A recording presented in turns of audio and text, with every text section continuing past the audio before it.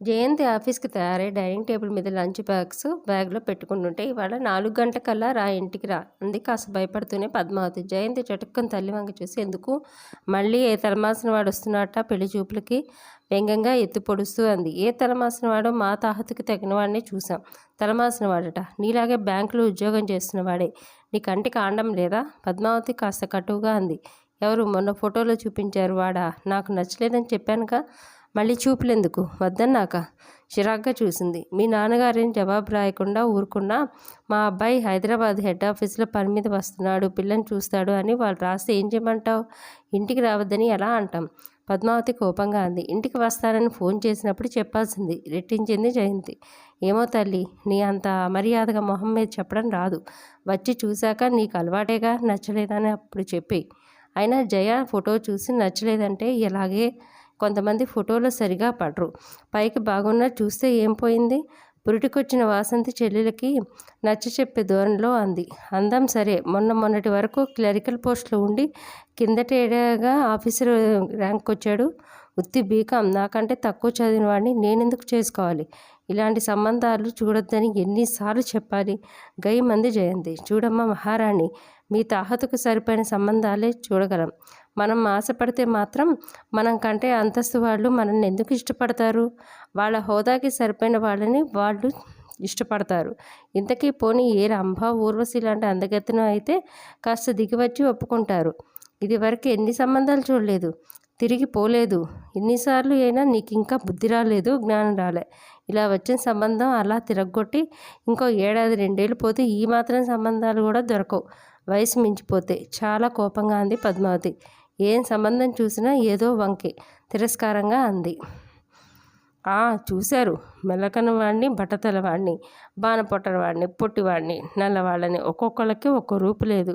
కాస్త ఓ మాదిరిగా ఉన్నాడనుకుంటే చెత్త ఉద్యోగాలు, లేకపోతే ఇద్దరు చెల్లెళ్ళు తమ్ముళ్ళు, బాధ్యతలు నెత్తిన ఉన్నవాళ్ళు ఎసక్కంగా అంది జయంతి.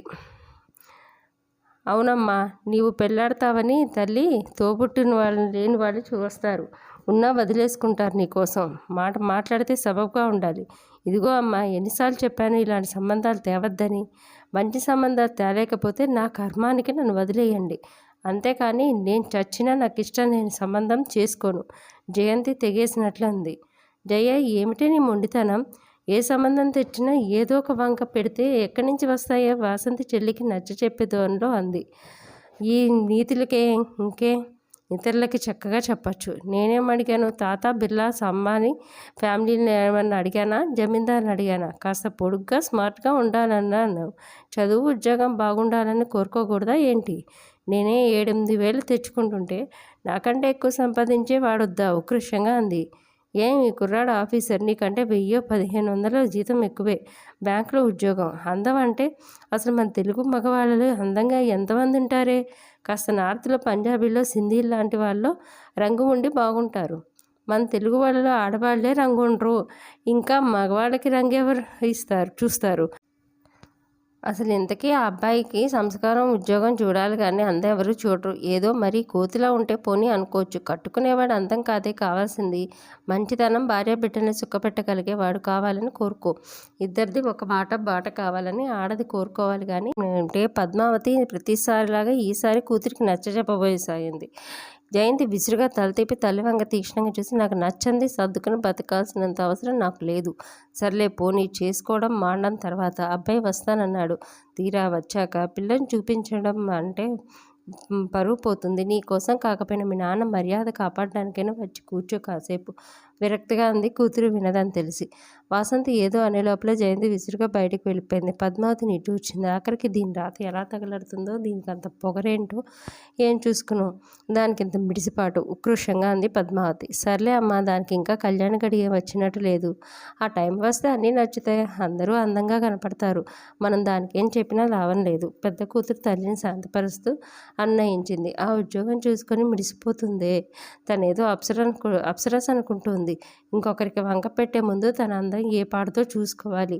ఇదేం పచ్చగా బంగారు బొమ్మలా ఉందా? ఏదో కాస్త ఛాయ తక్కువైనా కనుముక్కు తీరు పర్వాలేదు. MA వరకు చదివింది, బ్యాంకు ఉద్యోగం. ఈ పాటి దానికే ఈ తైతక్కలాడిపోతోంది. మా తల్లి ఇంకా అందంగా ఉంటే ఏమయ్యేదో, దీని వరుస చూస్తే దానికి పెళ్ళయ్యే రాతున్నట్లేదు అంది నిట్టూర్చి లోపలికెళ్ళింది. సాయంత్రం కావాలని జయంతి అలాంటి ఆలస్యం చేసి మరీ వచ్చింది. అయినా డ్రాయింగ్ రూమ్లో పెళ్ళికొడుకు కూర్చొని కనిపించాడు. తల్లి తండ్రి కూర్చొని మాట్లాడుతున్నారు. అదిగో అమ్మాయి వచ్చింది అంటూ తల్లి లేచింది. జయంతి ఒక్క క్షణం ఏం చేయాలో తోచిందాలా నిలబడిపోయింది. ఈలోగా అతను లేచి నిలబడి నమస్కారం చేశాడు. జయంతి అప్రయత్నంగానే తను నమస్కారం చేసి లోపలికి వెళ్ళిపోయింది.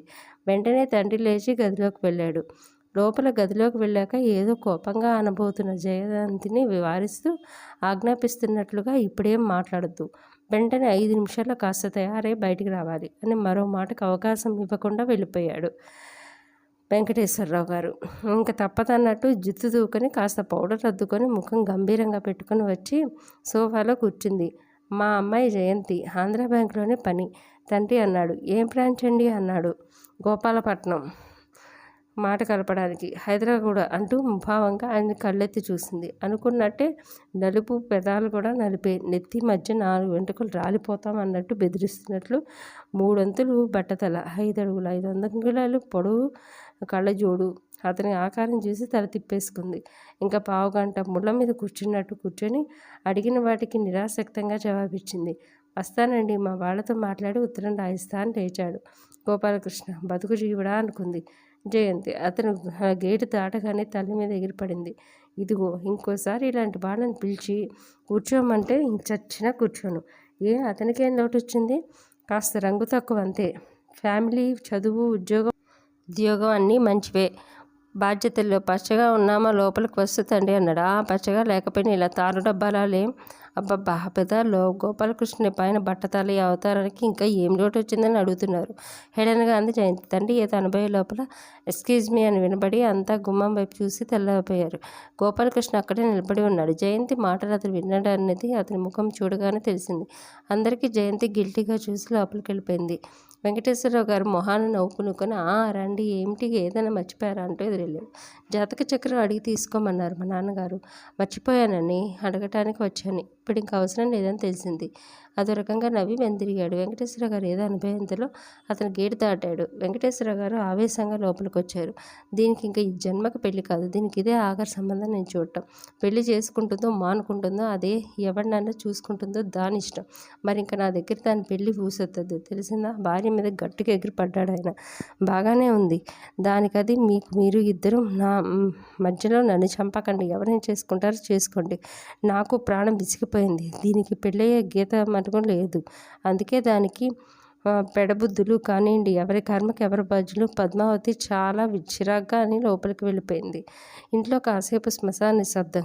గదిలో జయంతి కాస్త గిల్టీగా ఫీల్ అవుతూ కూర్చుంది. అందరికీ కోపం, విరక్తి వచ్చాయన్నది ఆమెకి అర్థమైన అతను విన్నాడన్న భావానికి తప్ప తనేదో అతను నిరాకరించిన తప్పు చేసిన భావం ఆమెకి కలగలేదు. నచ్చని వాడిని ఎలా చేసుకోవడం?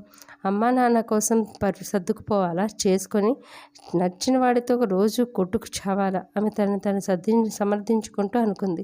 డ్రాయింగ్ రూమ్లో కూర్చున్న వాసంతి, దమయంతి, సుమంత్ చిన్నగా మాట్లాడుకుంటున్నారు. సుమంత్ చిన్నక్క ఏమిటి ఇలా అందరికీ వంకలు పెడుతుంది? తనేదో మహా అందగత్తె అయినట్టు.